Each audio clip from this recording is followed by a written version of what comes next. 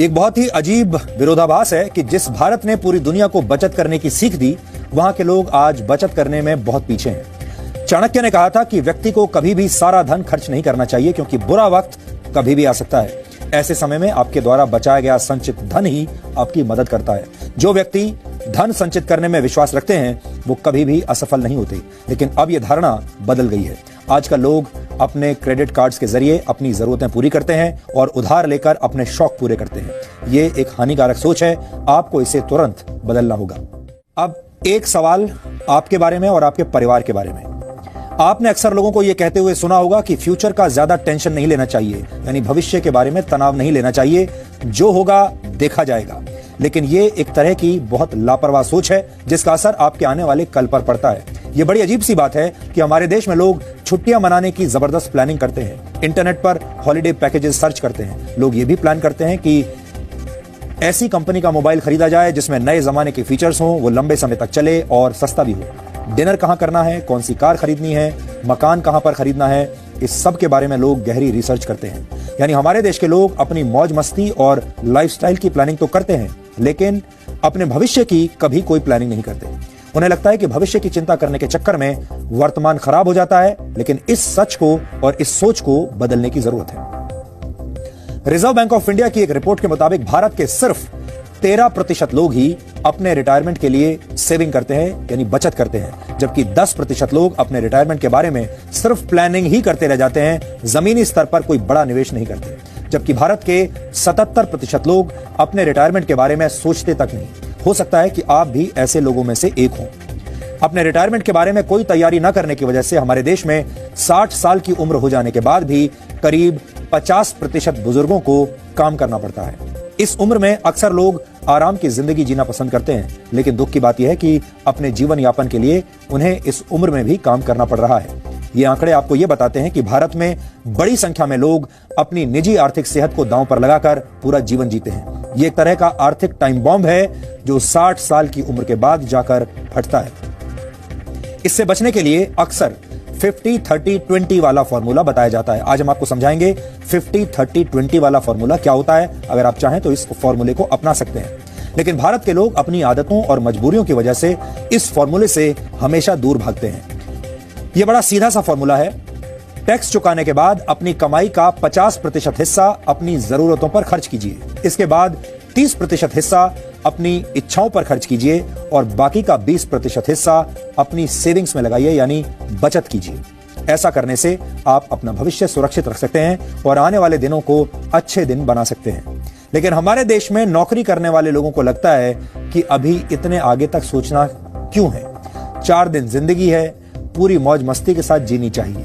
कुछ लोगों का यह तर्क भी होता है कि महंगाई के जमाने में बैंक की ईएमआई चुकाने और परिवार की जरूरतें पूरी करने के बाद इतना पैसा बचता ही नहीं कि रिटायरमेंट के बाद वाली सेविंग के बारे में सोचा जाए। वैसे हमारे देश में ज्यादातर लोग अपनी कमाई का बड़ा हिस्सा अपने बच्चों की पढ़ाई और उनकी शादी में खर्च कर देते हैं। उसके बाद वो इन्हीं बच्चों पर निर्भर हो जाते हैं। ये एक ऐसा सामाजिक बंधन है जो कई पीढ़ियों को अपनी गिरफ्त में ले चुका है, ले लेता है। नेशनल सैंपल सर्वे ऑफिस की एक रिपोर्ट के मुताबिक भारत के ग्रामीण इलाकों में रहने वाले 60 साल की उम्र से ज्यादा के 73% लोग अपने बच्चों पर निर्भर हैं, जबकि शहरी क्षेत्रों में करीब 68% बुजुर्ग अपने बच्चों पर निर्भर हैं। भारत की सबसे बड़ी समस्या यह है कि यहाँ की 80% आबादी गैर संगठित क्षेत्रों में काम करती है। इन क्षेत्रों को पेंशन स्कीम के तहत वर्ष 2015 में अटल पेंशन योजना के अंतर्गत कवर किया गया था। यह पेंशन योजना तैयार की गई थी। इस पेंशन योजना के तहत बुजुर्गों को हर महीने 1000 से 5000 रुपए दिए जाएंगे। ये एक अच्छा प्रयास तो है, लेकिन आज के दौर में इस रकम से सम्मान पूर्वक जीवन जीना असंभव है। हमने नहीं क्यों किया, क्योंकि हमारा फ्यूचर प्लान तो हमारे बच्चे थे। लाइबिलिटीज इतनी ज्यादा होती है, सोर्स ऑफ इनकम कम होता है और पॉसिबिलिटीज नहीं है जॉब्स की, और तो इस वजह से लोग अपना प्रेजेंट पहले सिक्योर करें, बाद में फ्यूचर देखेंगे। आज में जीने पर यकीन रखने वाले भारतीय अपने भविष्य को मुश्किल में डाल रहे हैं। इसके पीछे लोगों की अपनी दलील भी है, या ये कहें कि भविष्य पर फोकस न करने के 1000 बहाने हैं। लेकिन इस बात को समझने की जरूरत है कि आपकी दलील और तर्कों से भविष्य को सुरक्षित नहीं किया जा सकता।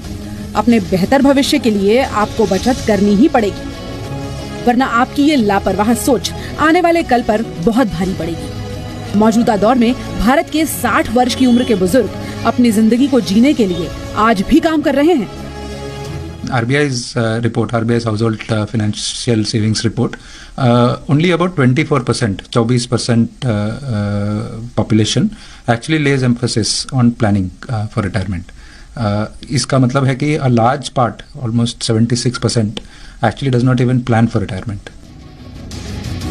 महंगाई के जमाने में बैंकों की किश्त भरते हुए परिवार का खर्च चलाना भले ही मुश्किल काम हो, इसके बावजूद ऐसे लोगों की संख्या भी बहुत है जो अपने भविष्य के बारे में ज्यादा सोचते ही नहीं। इसके अलावा भारत में आज भी लोग अपने बच्चों को अपना इन्वेस्टमेंट प्लान मानकर पूरी कमाई उनके भविष्य के लिए खर्च कर देते हैं। ये वो लोग हैं जिन्होंने वक्त रहते फ्यूचर को नजरअंदाज किया और जब वही फ्यूचर प्रेजेंट बनकर सामने आ गया तो बेबस हो गए और अब गुजारे के लिए बूढ़ी हड्डियों को काम करना पड़ रहा है। कौन रहेगा यहाँ? सबको तो घर पकड़ना है। क्यों है यहाँ? अब एक मजबूरी है, लड़की की शादी करना है, लड़का की शादी करना है, जिसके यहाँ पर कर्जा करने जाएंगे। मकान बनाया है, उस समय कर्जा जो हुआ तो कर्जा तो सधाने करेंगे ना। ये दिल्ली में रहने वाले अमरनाथ यादव हैं। 67 साल की उम्र में आज भी काम करते हैं। इस उम्र में अक्सर लोग आराम की जिंदगी की उम्मीद करते हैं, लेकिन अमरनाथ अपने भविष्य के लिए कुछ प्लान नहीं कर पाए। अपने बेटे को ही अपना इन्वेस्टमेंट मानकर जो कुछ जमा पूंजी थी वो उसकी पढ़ाई और शादी पर खर्च कर दी। लेकिन अब बेटे की इतनी कमाई ही नहीं है कि वो पूरे परिवार का गुजारा चला सके, इसीलिए अमरनाथ को भी इस उम्र में भी काम करना पड़ रहा है। हालांकि सरकार की तरफ से 2500 रुपए की वृद्धावस्था पेंशन मिलती है, लेकिन उससे गुजारा नहीं चलता, इसीलिए ट्यूशन पढ़ाकर कुछ पैसे कमा लेते हैं। थोड़ा बहुत कमाना तो खैर अब यूँ पड़ेगा कि भाई मेहनत नहीं करोगे तो पूरा खर्चा ये आएगा कहाँ से। बच्चे इतने सपोर्ट कर नहीं पाते, खुद ही थोड़ा बहुत ये पेंशन मिल जाती है, थोड़ा बहुत इधर उधर अपना काम धंधा देख लेते हैं, उसी से काम चल जाता है। और क्या चाहिए तो अब यही समय के हिसाब से कि भाई बड़े बूढ़े भी अपने खुद ही थोड़ा बहुत इंतजाम करके रखें तो ज़्यादा बेहतर है। किसी के ऊपर भरोसे ना रहा जाए, क्योंकि कोई मदद मांगे से मदद मिलती थोड़ी है, क्योंकि बच्चे अपने ही खर्चे पूरे नहीं कर पाते। परिवार की जरूरतों को पूरा करने के चक्कर में ज्यादातर माता पिता अपने भविष्य को खतरे में डाल रहे हैं। भारत में रिटायरमेंट प्लान न करने की कई वजहें हैं, लेकिन इनमें सबसे पहली वजह यह है कि लोग अपने बच्चों में ही अपना भविष्य देखते हैं और जब बच्चे उनका ये सपना तोड़ देते हैं तो बुढ़ापे में काम करना पड़ता है। बड़ा फैक्टर है कि हमारा परसेप्शन क्या है फैमिली सिस्टम्स को लेके। सो वो जो एक परसेप्शन बना हुआ है that you know my child will take care of me and I don't need to invest, वो एक बहुत बड़ा रोल प्ले करता है हमारे डिसीजन में। तो कहीं ना कहीं हम कलेक्टिव अप्रोच रखते हैं जिसमें हमें ये लगता है कि हम करें और हमारा पूरा का पूरा फैमिली उसको शेयर करे और हम उसे चला लेंगे। But then at the end of the day the joint system is converting into nuclear system, क्योंकि ये ट्रांजिशन फेज है एंड लोग अपनी जो उनकी पुरानी एक सोच चली आ रही है वो उसके हिसाब से प्लान करते हैं या डिसीजंस लेते हैं। सो परसेप्शन का बहुत सिग्निफिकेंट रोल है हमारे इन्वेस्टमेंट डिसीजंस में। वर्तमान समय में भारत के लोगों का बुढ़ापा चिंता में डूबा हुआ है, तो युवाओं को अपने भविष्य की कोई विशेष चिंता नहीं है। इसीलिए जरूरी है कि आज में जिया तो जाए, लेकिन आज के साथ साथ अपने आने वाले कल को सुरक्षित करना भी आप ही की जिम्मेदारी है।